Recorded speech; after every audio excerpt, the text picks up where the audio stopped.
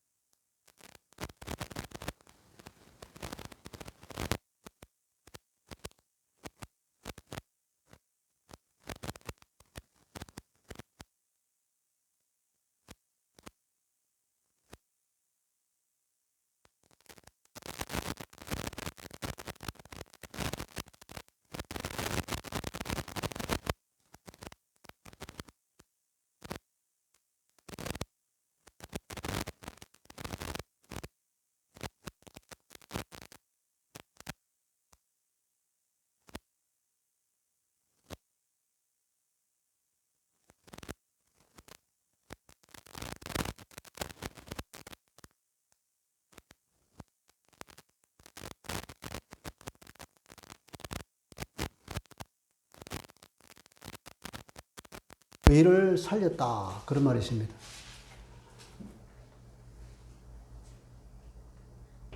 우리가 태어날 때에는 육체적으로는 살아있지만 영적으로는 우리의 죄와 우리의 허물로 죽은 존재라는 것입니다. 아니, 태어나면서 아무런 행동도 하지 않았는데 어떻게 죄와 허물이 있다는 것입니까? 그 영적인 의미예요. 아담이 하나님을 거부하고 배척했던 것입니다. 처음에 하나님은 아담으로 대표되는 사람을 창조하실 때에 하나님과 사랑의 교제를 나누는 자기의 가족으로 창조하셨습니다. 우리가 자녀를 낳는 것과 똑같은 거라는 거죠. 하나님께서 사람을 만들 때에 창세기 보니까 당신의 형상을 따라서 창조한 거예요. 인간은 하나님을 닮은 존재로 창조됐다니까요. 그러니까 우리가 가지고 있는 모든 생각, 우리가 하고 있는 그 삶의 스타일, 이것은 뭐냐? 하나님의 어떤 그 모습을 이 땅 가운데서 드러낸 것에 불과한 거예요. 우리가 부부가 만나서 하나가 되어서 자녀를 낳습니까? 하나님은 성부, 성자, 성령 세 분이 함께 계시는 부부로 계시는 거예요. 그리고 그분이 자녀를 낳았는데 온 세상 만물을 창조하신 것입니다. 특별히 사람을 창조하셨다는 거예요. 자기의 자녀로 삼으시고 사랑의 교제를 나누기 위해서 하나님의 그 사랑과 영광을 나눠주기 위해서 자녀를 창조하시고 온 만물을 하나님을 대신해서 통치하도록 다스리도록 이 땅 가운데 두셨죠. 처음에 에덴 동산에 두었다고 합니다. 거기에 처음에 살았던 사람이 아담과 하와였습니다. 그런데 여기에 영적인 존재가 있다는 것인데 하나님을 섬기다가 교만해져서 천국에서 하나님의 보좌에서 쫓겨난 존재가 있었는데 그 존재가 뭐냐? 천사였는데 그걸 사탄이라고 그러죠. 뱀의 모양을 입고 이 땅에 내려왔다 그래서 뱀이라는 사탄이라는 이름을 붙였습니다. 우리는 그걸 마귀라고도 하죠. 요한계시록에 보면 그걸 앳뱀 혹은 용 이름으로 표현합니다. 그런데 그 사탄이 뱀의 모습을 입고 나와서 하와에게 이제 거짓말을 하는 거죠. 너 하나님께서 저 먹지 말라고 한 저 열매를 저걸 먹지 말라 그렇게 말하지 않고 네가 하나님께서 모든 열매 못 먹겠지 아주 처음부터 부정적으로 얘기합니다. 하나님과 인간 사이를 이간질시키는 하나님을 다시 보게 하는 그런 프레임을 짜는 거죠. 아무것도 못 먹겠지. 아니야 다 먹겠어. 근데 저것만 먹지 말라고 그랬다고. 근데 저거 말이야 먹으면 눈이 밝아져요. 눈이 밝아서 하나님처럼 되는 것을 하나님이 못마땅하기 때문에 그런 거야. 저거 먹으면 눈이 밝아진다. 너도 선악을 판단할 수 있고 구분할 수 있어. 네가 왜 하나님께 종속돼서 사냐? 하나님을 떠나서 독립적으로 살아. 너는 충분히 그럴 능력이 있어. 너는 자격이 있어. 그렇게 해서 그들이 먹지 말라고 한 선악을 알게 하는 나무 열매를 먹고 눈이 밝아져서 선과 악을 알게 되어서 그때부터 하나님만 할 수 있는 그 일을 자기들이 하게 됩니다. 선과 악을 판단하는 거죠. 그래서 둘이서 드디어 처음으로 부부싸움을 했겠죠. 왜냐하면 내 잣대로 내가 선과 악을 판단해보니까 넌 틀렸어. 잘못했어. 그러니까 하와가 했다. 무슨 소리야. 내가 보니까 네가 틀렸구만. 그렇게 해서 모든 사람이 싸워지게 되고 그것이 발전해서 어떻게 됩니까? 이제 그 아들을 낳았는데 가인을 낳고 아벨을 낳았습니다. 그런데 그 두 아들 중에서 큰 아들이 작은 아들이 돌로 쳐 죽이는 사건이 생깁니다. 이렇게 죄라고 하는 것은 처음에 그렇게 시작했는데 선과 악을 인간이 판단하려고 하다가 그런 살인이 생기는 거죠. 거기서부터 모든 죄가 급속도로 발전해서 오늘 우리가 보는 것처럼 이런 정말 상상할 수 없는 죄가 죄를 저지르는 시대에 있는 것입니다. 그것이 뭐냐? 아담이 하나님을 떠나고 난 뒤에 겪게 되는 삶의 현장이고 그렇게 돼서 인간이 어떻게 사느냐? 인간은 자기 중심적으로 살고 하나님을 멀리하고 하나님을 배척했더니 내 능력으로 살려고 했더니 내가 왕이 되려고 했더니 하나님을 왕으로 모시다가 내가 왕이 되려고 내가 내 삶의 주인이 되려고 했는데 알고 보니까 내가 주인이 아니고 그 하나님이 있던 그 자리에 사탄이 떡 들어와 앉아있다는 거예요. 사람은 그것을 깨닫지도 못하는 상태에 있어요. 하나님만이 그것을 가르쳐주고 있습니다. 모든 인간들은 이렇게 하나님을 멀리하고 하나님을 왕으로 모시는 것을 배척하고 내가 왕이 되려고 하다가 오히려 사단의 종이 되었다는 겁니다. 에베소서 2장이 이렇게 말하고 있습니다. 그때 구원받기 전에 너희는 그 가운데서 죄 가운데서 행하여서 이 세상의 풍조를 따르고 세상의 가치관을 따르고 세상이 살아가는 삶의 방식을 따르고 공중의 권세 잡은 자를 따랐다. 공중, 하늘나라와 땅 그 사이에 있는 것을 공중이라고 성경이 표현했습니다. 그 공중의 권세 잡은 자를 따랐다. 이것은 영적 세계를 말합니다. 영적 세계의 어떤 헤게모니를 잡은 그 자를 따라서니 뭐냐? 지금 불순종의 아들들 가운데 역사하는 그 영을 잡고 있는 세력이다. 이게 무슨 말입니까? 사탄이 얘기하는 거예요. 바둑이 얘기하는 거예요. 허물과 죄로 죽었던 너희는 그 죄 가운데 살면서 누구를 따랐다고요? 사탄의 조종을 받고 사는 삶이 됐다는 거예요. 나도 모르는 사이에 내가 사탄의 종이 되어 있는 거예요. 예수 안 믿는 사람 보고 너는 사탄의 종이다 그러면 얼마나 기분 나빠하겠어요. 영적으로는 그렇다는 거예요. 그걸 다른 말 좋은 말로 하면은 사탄의 강력한 세력 가운데 살고 있다는 거예요. 그 세력 가운데서 자기의 뜻을 펼치지 못하고 나도 모르는 사이에 사탄의 조종을 받으며 사는 존재가 됐다는 거예요. 내가 이 세상에 삽니다. 이 세상에 살면 이 세상의 풍조에 물들지 않을 사람이 누가 있겠습니까? 모든 사람이 그렇게 사는데 우리가 태어나서부터 학교를 다닙니다.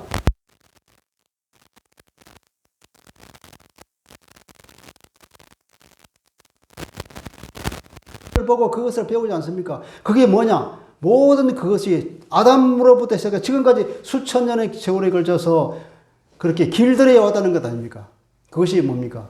우리가 살아가는 모든 삶의 스타일들이 누구의 영향? 강력한 사탄의 영향하에서 그렇게 된 것입니다.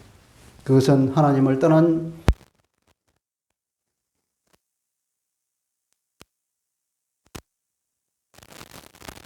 사랑하는 사람과 인간과 하나님을 이간질시키기 위해서 왔고 그 일을 성공을 했습니다.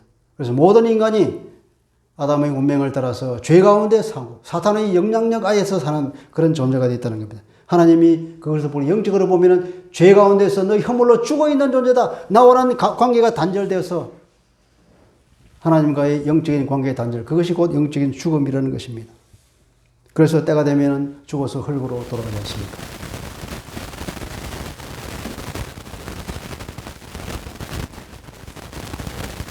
3절에 보니까 전에는 우리도 다 그 가운데서 유대인들을 말합니다. 유대인들도 마찬가지로 하나님의 말씀을 받은 사람임에도 불구하고 육체의 욕심을 따라 지내며 육체의 마음이 원하는 것을 하여서 다른 이들과 같이 본질상 진노의 자녀였다. 내 마음대로 살았다는 거예요. 내 욕심대로 살았다는 거예요. 내 생각대로 살았다는 거예요. 내 생각대로 사니까 내 육체가 원하는 바, 내 욕구대로 사니까 그것이 뭡니까? 하는 것이 죄 짓는 밖에 없다. 죄 짓는 것. 하나님께서 보시기에 도무지 선한 것이 없다. 그러니까 하나님 보시기에 그것은 하나님의 심판을 받을 수밖에 없는 거예요. 하나님은 공의로우신 분입니다. 하나님은 선하신 분입니다. 공의롭다는 것은 공의롭지 못한 것을 벌해야만이 공의롭잖아요. 아니 죄를 지었는데 그 사람을 벌하지 않으면 그것이 정의입니까? 정의가 아니잖아요. 이 땅에서도 정의를 실현하기 위해서도 검찰이 있습니다. 검찰이 있어서 죄를 지은 사람을 잡아다가 기소해서 합당한 벌을 받게 말하잖아요. 그 벌을 안 받게 내두면 그 정의가 아니잖아요. 하나님이 공의로운 분이라 그 죄 지은 죄를 반드시 처벌을 해야 하나님의 공의가 습니다. 그래서 그런 죄 가운데 있는 모든 사람들은 뭐냐? 하나님의 진노 가운데 있습니다. 하나님의 심판이라는 진노 가운데의 대상이라는 거예요. 우리 모든 인간들은 아무런 죄를 짓지 않았지만 이미 그런 풍조 속에서 살기 때문에 태어나면서부터 그런 존재가 되어 있다는 것입니다. 그것이 인간 실존이고 인간의 정체성이 그렇다는 것입니다. 그런데 욕심대로 살고 내 육체의 욕심대로 살고 나면서부터 하나님의 심판의 대상임에도 불구하고 하나님은 그 긍휼이 많으셔서 하나님은 너무나 사랑이 많으신 분이라 그 인간을 어떻게든지 살리고자 하셨다 이 말이에요.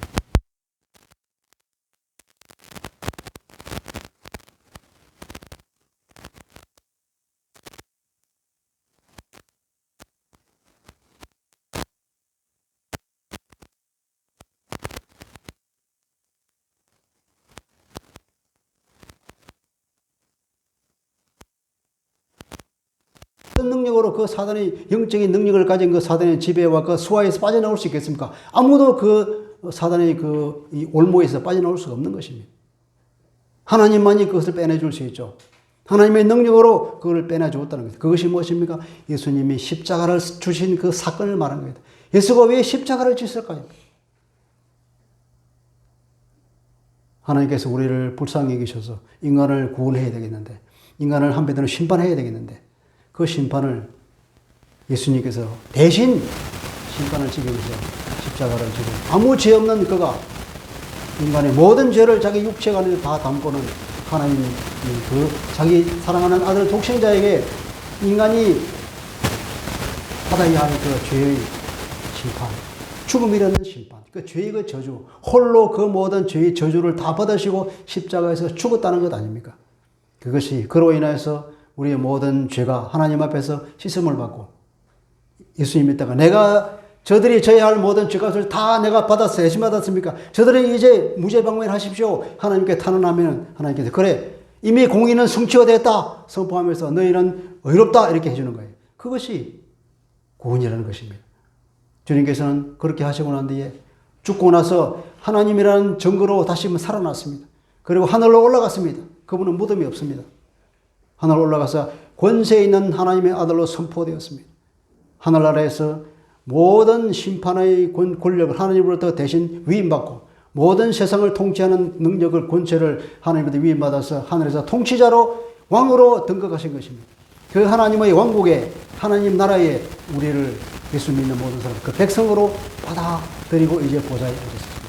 그래서 예수 믿는 모든 사람들이 그 하늘나라에서 주님의 그 사랑의 통치와 그 은혜의 통치고 통치를 받는 그 나라에 들어가게 되었다 이 말입니다. 그것이 구원받았다는 것입니다. 이 땅에 살면서 이미 우리가 하나님으로부터 의롭다는 인정을 받습니다. 우리 모든 죄는 주님이 대신 받았습니다. 값비싼 대가를 하나님께서 치르시고 우리를 그 값을 주고 샀다는 것입니다. 그래서 우리는 더 이상 우리 자신의 것이 아닙니다. 우리는 하나님의 것입니다. 우리의 왕은 더 이상 우리 사탄이 왕이 아니라 내가 왕이 아니고 우리는 예수님이 우리의 왕입니다. 예수님이 우리의 주인입니다. 그렇게 고백하는 그 사람이 하나님의 백성으로 다시 살아나는 것입니다. 말하자면 예수님은 우리의 구원주가 되시는 것입니다.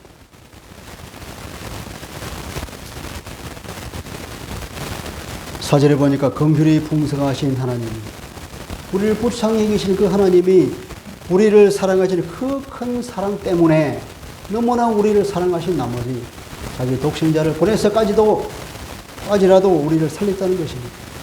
5절 허물로 죽은 우리를 그리스도와 함께 살리셨다.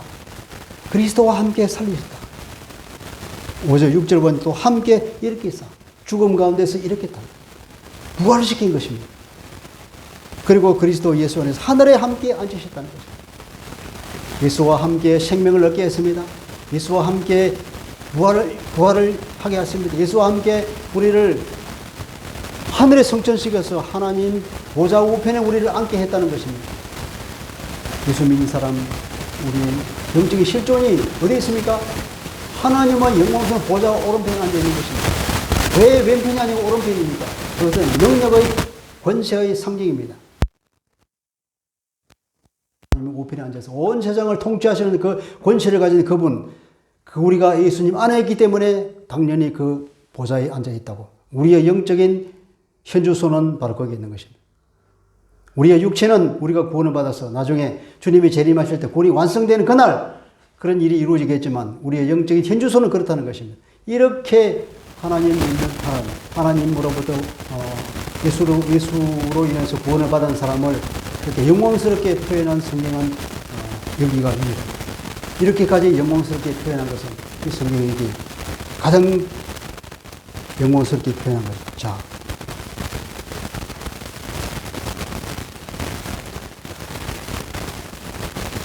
이것은 그리스도 예수 안에서 우리에게 자비하심으로써 그 은혜의 지극히 풍성함을 오는 여러 세대에 나타내려 하십니다.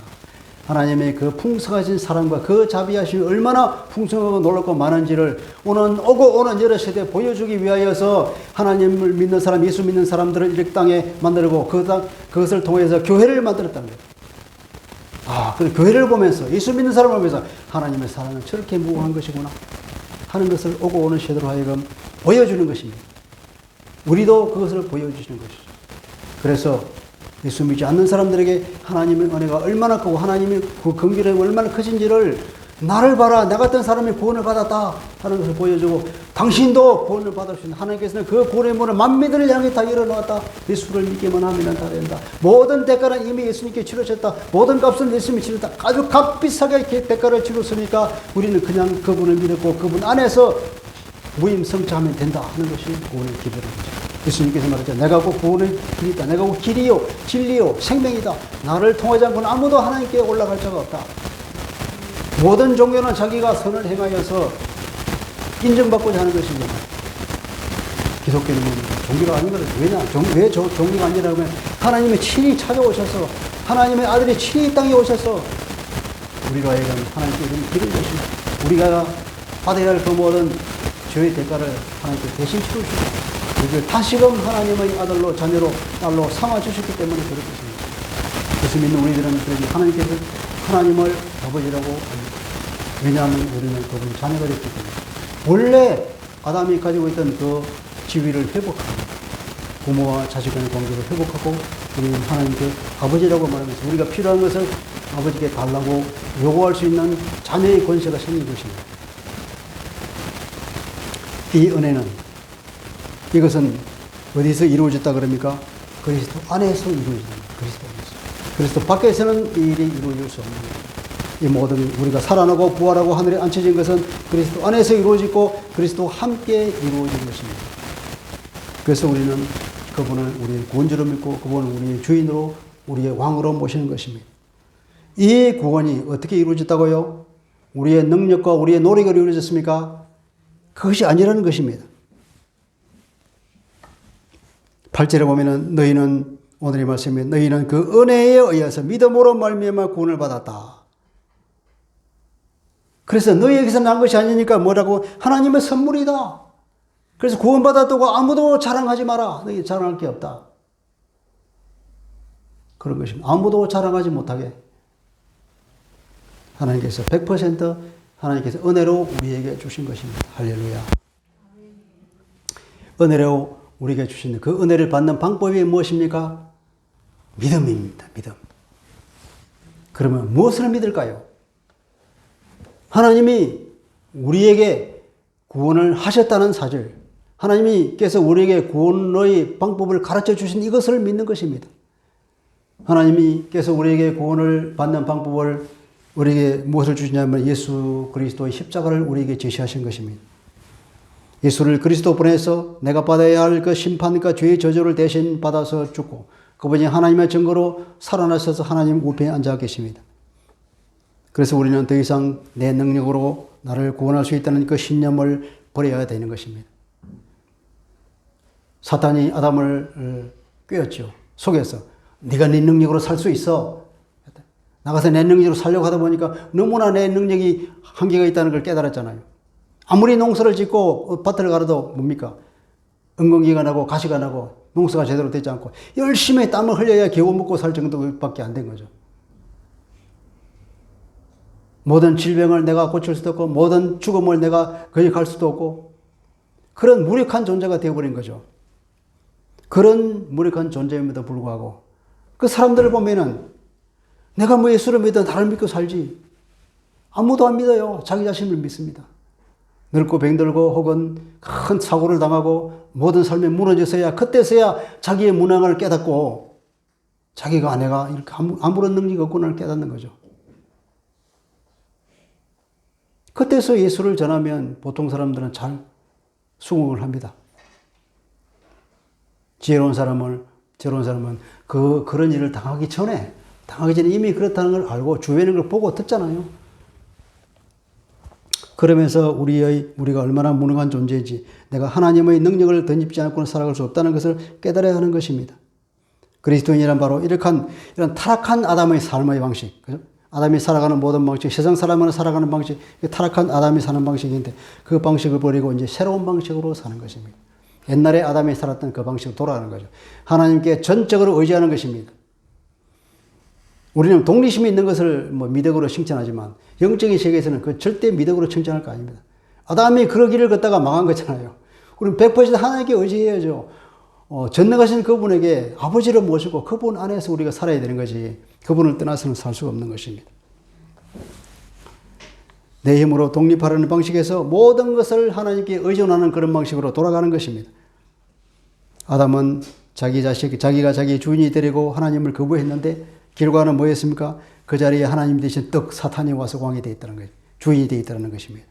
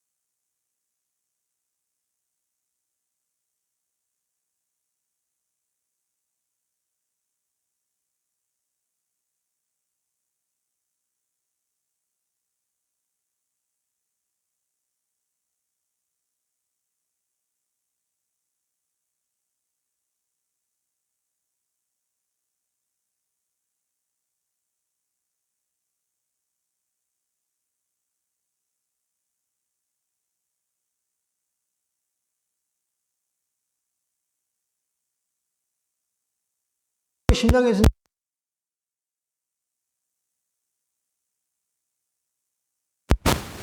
거기서 더 나가서 아니야. 로마 교회는 베드로의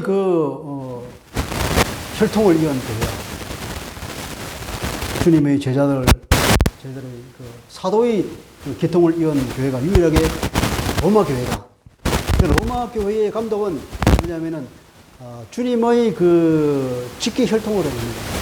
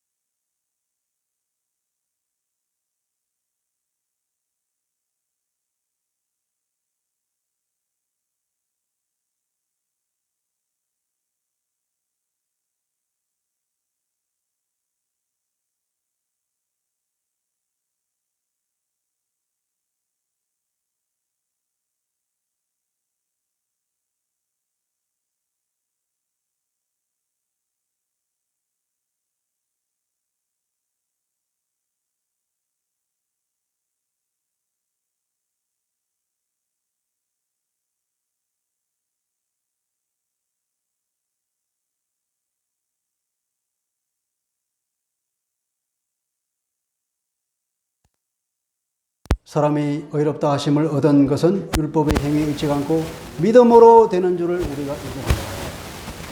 이거 하나님의 말씀입니다. 율법의 행위로 하는 것은 선행을 말하는 거예요. 내가 선한 행동을 열심히 해서 구원을 얻는 것이 아니라 우리가 모든 구원의 문을 활짝 여신 하나님께서 이미 구원을 이루어 놓으시니 그것을 믿음으로 나오는 구원을 얻게 된다.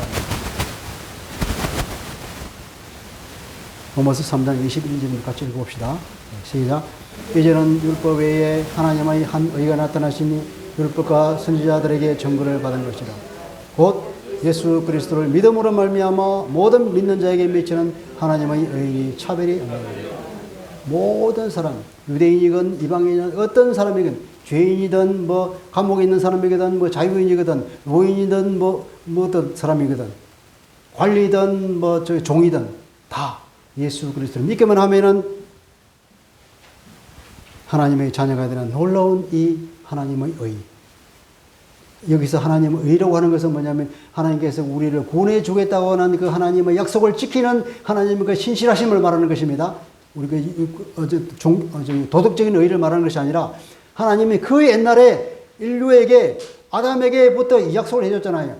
너희의 씨가 여자의 씨가 나중에 이 사단의 머리를 깨끗이 하고 주는 하나님의 약속을 해주셨는데 그 옛날에 아담이 하나님께 죄를 지은 그때부터 그 약속에 몇 년이 흘러가서 메시아를 보내주겠다는 하나님의 약속으로 그 발전해 나갔는데 그 약속, 하나님의 그 약속을 순순히 자기가 한 약속을 반드시 지킨다는 그 신실함.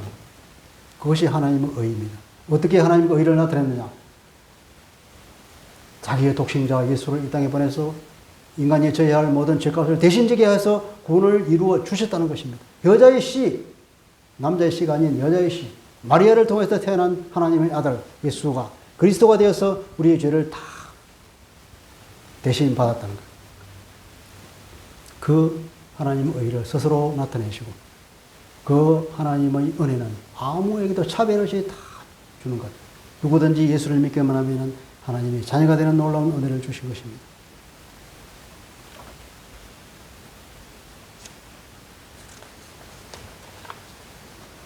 자, 그러면 그리스도인들은 이제 어떻게 사는 사람일까요? 아까 우리 이제 그리스도인이 어떤 사람인가? 그리스도인은 구원받은 사람이 그리스도인. 예수를 통하여서 믿음으로 은혜로 구원받은 사람을 그리스도인이라고 하는데, 그럼 어떻게 사는가? 이게 10절입니다. 10절에 보면 우리는 그가 만드신 바라 예수 그리스도 안에서 선한 일을 위하여 지으심을 받은 자니 이 일은 하나님의 전에 예비하사 우리로 그 가운데 생하게 하려 하심이라. 그럽니다. 제가 이것을 다르게 번역해 보면 우리는 그분 그리스도를 만든 우리는 그리스도의 작품입니다. 하나님께서 미리 준비해 두신 선한 일을 하게 하려고 그리스도 예수 안에서 창조된 작품입니다. 우리를 그렇게 창조한 이유는 선한 일 안에서 우리가 살아가도록 하기 위함입니다. 선한 일을 하면서 살아가도록 하기 위해서 그렇게 한 것입니다. 이것을 풀어보면 우리는 예수 안에서 창조가 된 것입니다. 우리는 그리스도의 작품이래 예수 안에서 창조가 됐습니다. 창세기 보면은 하나님께서 모든 사람을 창조하고 세상을 창조했다는 말이 나오잖아요. 그런데 그리스도 안에서 창조했다는 말이 안 나옵니다. 창세기의 창조와 여기 창조는 다른 것입니다. 하나님께서 다 창조를 하고 난 뒤에 이 에베소서에는 다시 한번 그리스도 안에서 한 번 더 창조를 했다는 것입니다. 재창조가 된 것이죠. 하나님의 창조 후에 예수 안에서 다시 우리가 창조가 되었습니다. 그래서 이 사람들은 타락한 아담과는 전혀 새로운 인류가 창조된 것입니다. 여러분, 우리는 새 인류입니다. 아담과는 다른 종류의 인간입니다. 이 새롭게 창조된 인간은 무엇을 하려고 창조되냐면 하나님께서 선한 일을 하라고 창조했다는 거예요. 선행을 하라고.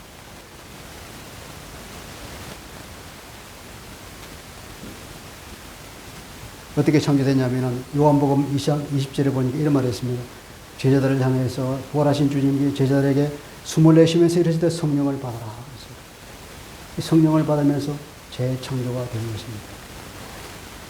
창세기에 보면은 하나님께서 사람을 창조할 때 흙으로 사람을 만들고 그 코에다가 뭘 불어넣었죠?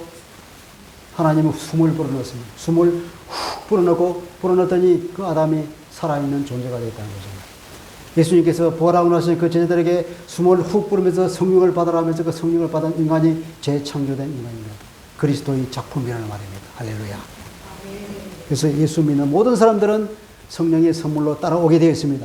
예수님은 나의 구주이십니다 하고 고백하는 순간 성령이 함께 따라오신다니까요. 그것은 눈에 보이지도 않고 느낌도 없지만 영적으로 그렇게 되는 것입니다. 믿으시기 바랍니다. 그래서 그리스도인들은 하나님께서 미리 준비해 두신 그 선행을 하면서 사는 신인류입니다. 선행을 통해서 우리는 하나님의 선하심과 지혜와 능력과 영광을 만세에 나타내 보여드릴 수가 있습니다. 할렐루야. 그렇죠? 선행을 통해서 구원을 받는 것이 아니라 구원을 받아야 선행을 할 수가 있는 것. 이것이 수순의 문제입니다. 우리가 일단 재창조되어야 이 선행을 할 수 있습니다. 재창조되지 않은 사람이 선행을 할 수가 없습니다. 사람은 누구나 반드시 구원을 받아야 합니다.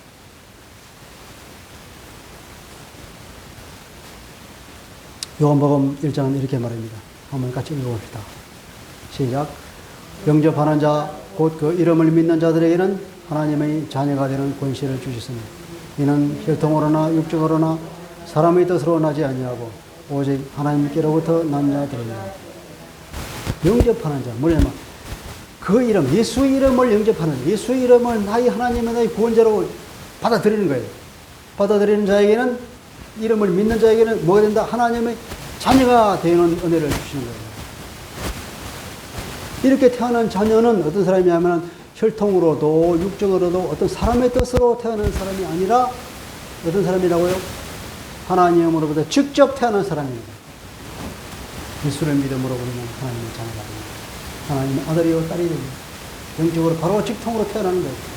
아버지가 육신적으로 나를 태어나겠지만, 우리 어머니가 나를 태어나겠지만, 그러나 영적으로는 예수를 믿는 순간 하나님으로부터 직접 태어난 사람입니다. 할렐루야. 이런 놀라운 비밀이 있다는 것입니다.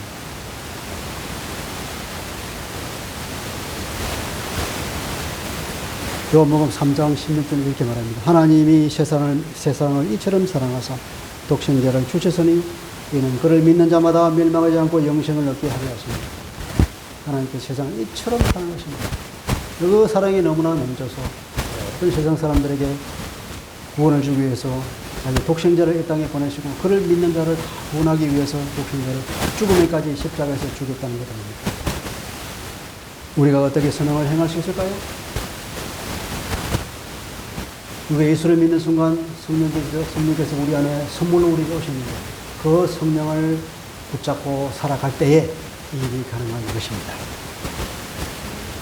성령을 따라서 삶으로서 일이 가능하다는 것입니다.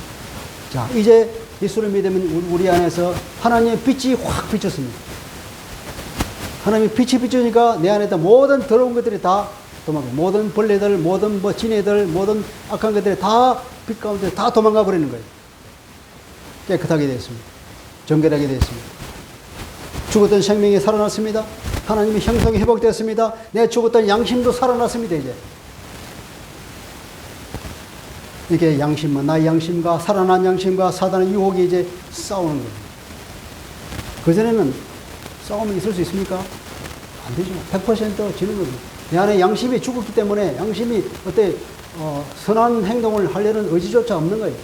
사단이 나를 강력하게 붙잡고 나를 죽음으로 이끌고 가는데 아무도 저항할 수 없이 그냥 살아가는 것입니다. 근데 이제 내 양심이 살아나니까 이 사단의 유혹과 거짓말에 내가 저항하는 것입니다. 그것이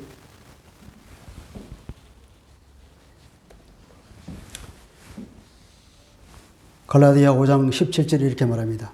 육체의 소욕은 성령을 거스르고 성령은 육체를 거스르나니 이 둘이 서로 대적하다. 과거에는 내 안에 죄만 가득하고 있었어요. 사단의 어떤 유혹이 왔을 때, 사단의 어떤 그 거짓말로 나를 유혹했을 때, 나를 속였을 때, 나도 모르게 그냥 넘어가는 거예요. 속아 넘어가는 거예요. 나도 모르게 죄 짓는 곳을 가는 거예요. 그래서 이제 내가 살아난 양심, 성령이 내 안에 오시니까 성령께서 이제는 내 양심을 살았죠. 그것을 거부하게 할 수 있는 힘을 주는 거예요. 그러니까 이제는 내 안에서 이제 싸우는 거예요. 누가 이기느냐? 사단의 유혹이 이기면 내가 죄 가운데 가는 것이고, 내 양심이 이기면 나는 선행을 하는 것입니다.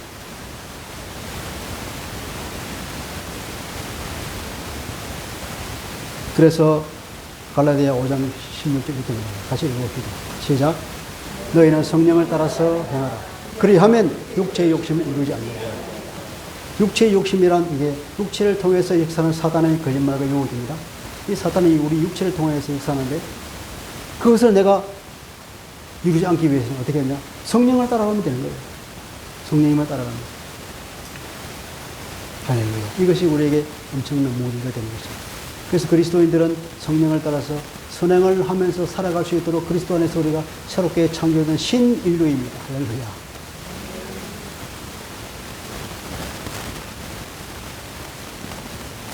성령은 요한복음에 말하면 보혜사라고 번역했습니다. 우리를 우리를 도와주시고 우리에게 은혜를 베푸시는 분입니다.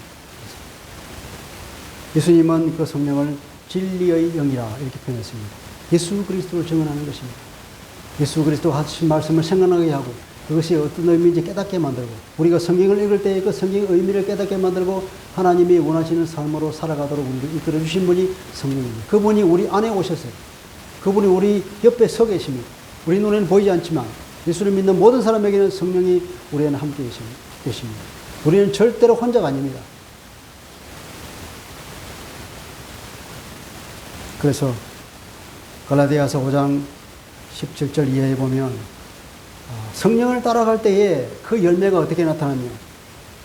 육체의 소욕대로 내가 내 생각대로 내 마음대로 살았을 때 내가 어떤 열매를 맺는지를 적나라하게 대비하면서 써놨습니다.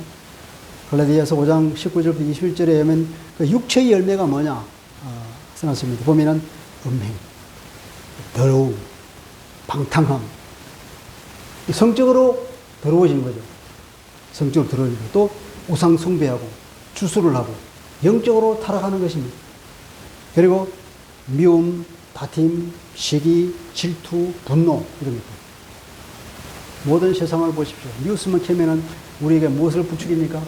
분노를 부추기지 않습니까? 정치적으로 견디를 달리하는 사람들에서 분노를 가지게 만듭니다. 계속 싸움을 부추기잖아요. 이 세상이 알게 모르는 사이에 그렇게 합니다. 항상 정오하고 분쟁하고 질투하고 그리고 막 속에서 부글부글 끓어올라서 누구를 죽이지 않으면 안 되는 그런 상태로 몰고 가는 거죠. 그리고 또 교묘하게 사람을 분열시킵니다. 이것은 정말로 수단 높은 사단의 술책인데 어떤 사회 속에나 교묘하게 그 공동체를 분열시키는 이간질시키는 존재가 있다니까요. 그것이 어딨냐? 사탄의 수작입니다. 그것은.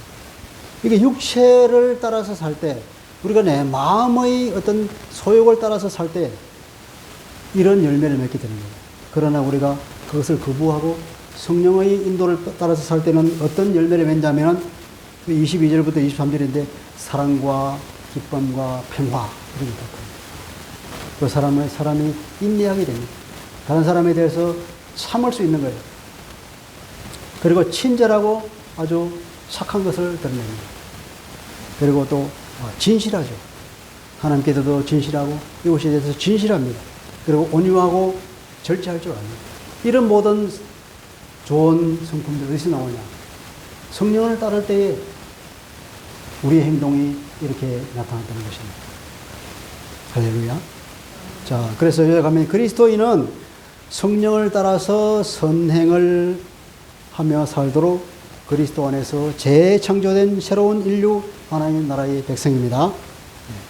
그런데 말이죠. 종교개혁을 하면서 그동안에 잘못됐던 것, 우리가 선행을 해서 내 노력에 보태져서 구원을 얻는다고 하는 것이 아니라 전적으로 하나님 은혜요 구원 선물이다. 믿음으로 구원을 얻는다 그러니까 이제 그 소리를 듣는 사람들이 얼마나 마음의 해방감을 받았겠습니까? 지금 우리와는 상상이 안 됩니다. 상상을 해보셨죠? 그 당시에 그냥 교회는 늘 사람을 윽박지릅니다. 너 잘못하면 심판받아, 이렇게 막 선행을 해. 이렇게 사람을 쪼개 만들고, 이렇게 벌벌 떨면서 살게 했는데, 교회 갈 때마다 그런 협박을 받았는데, 이제는 그것이 해방이야. 그러니까 얼마나 기분 좋겠습니까? 내 마음대로 살아야 되겠는데, 이렇게 되는 거예요. 그래서 한때는 방종이 나타났습니다. 방종. 내 마음대로 살아야 되겠냐. 내가 하나님께 나를 구원해. 예수를 믿었으니까 나는 구원이야. 어떻게 살아도 상관없네. 그게 아니랍니다. 이렇게 한쪽으로는 너무 갔다가 이렇게 나와서 반작용으로 이렇게 너무 가버린 거죠. 그것이 아니라 우리가 선행을 하도록 우리가 하나님께 창조하신 분. 갈라디아 5장 13절 이렇게 말합니다. 형제들아 너희가 자유를 위하여 부르심을 자유. 율법으로부터 자유하다. 선행으로부터 자유하다. 자유했는데 그러나 그 자유를 육체의 기회로 삼지 마라. 육체의 소욕을 이루는데 그것을 어떤 기화로 삼지 말고 오직 사랑으로 서로 섬겨라. 사랑으로 서로 섬겨라. 로마서 12장에도 바울이 믿음으로 구원을 받는다는 그 논리를 끝까지 조목조목 설파한 뒤에 결론적으로 12장에 가서 이렇게 말합니다. 그러므로 형제들아 내가 하나님의 모든 자비하심으로 너희를 권하노니 너희의 몸을 하나님이 기뻐하시는 거룩한 산 제물로 드리라. 너희는 이미 그리스도 안에서 죽었다. 그리스도가 죽을 때는 같이 죽었고 그리스도가 부활할 때 같이 생명을 받고 부활했다. 옛사람은 죽어버렸어. 우리가 세례를 받을 때 주님과 함께 죽었습니다. 우리 모든 사람은 주님과 함께 영적으로 죽었습니다.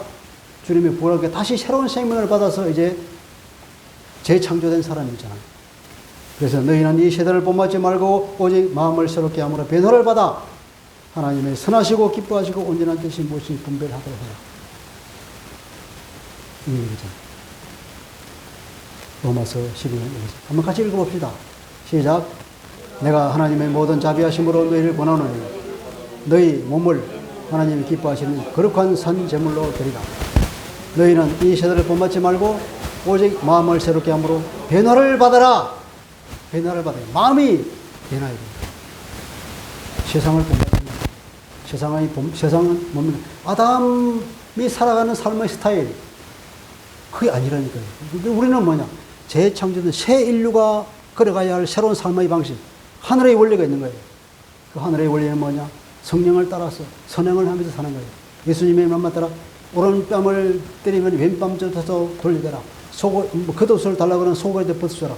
이런 정도까지, 이건 과장법이지만 어쨌든 그런 데까지 평화를 위해서, 화평을 위해서 내가 손해를 보더라도 화평을 위해서 사는 것. 내 권리를 포기하는 것 삶. 그것이 하늘나라의 삶의 방식입니다. 그것이 우리가 이제 이 땅의 것을 우리가 소망하고 사는 것이 아니라 하늘나라에 계신 하나님의 그 영광. 그 영광에는 얼마나 하나님의 능력이 무지무지합니까? 하나님의 그 능력과 하나님의 놀라운 그 사랑과 하는 그 거룩함. 지금도 하나님께서 세상을 통치하신 그 모든 통치 권력들. 그것을 우리가 소망하며 살아가는 거죠. 이 땅에서 그냥 없어지는 그것을 소망하는 것이 아니기 때문에 그렇습니다.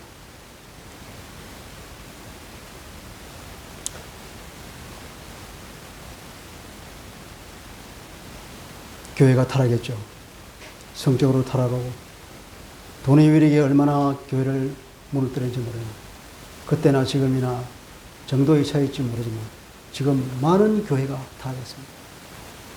성적으로 많은 타락이 보입니다. 돈의 위력이 하나님 말씀보다도 더 위력이 큰 것처럼 보입니다. 그것은 왜냐? 우리가 주인을 바꾸지 않아서 그렇습니다. 사탄을 왕으로 모시고 사는 그 삶에서 하루빨리 주님을 왕으로 모시고 주님을 내 주인으로 모시고 내가 주인이 되려고 하려면 이런 일이 생기는 거예요. 사탄의 유혹에 판판이 넘어가지만 주님을 주인으로 모시고 내 주인을 바꿀 때에만이 이것이 가능한데 우리가 그것을 등하냐 하면 항상 이런 일이 생깁니다.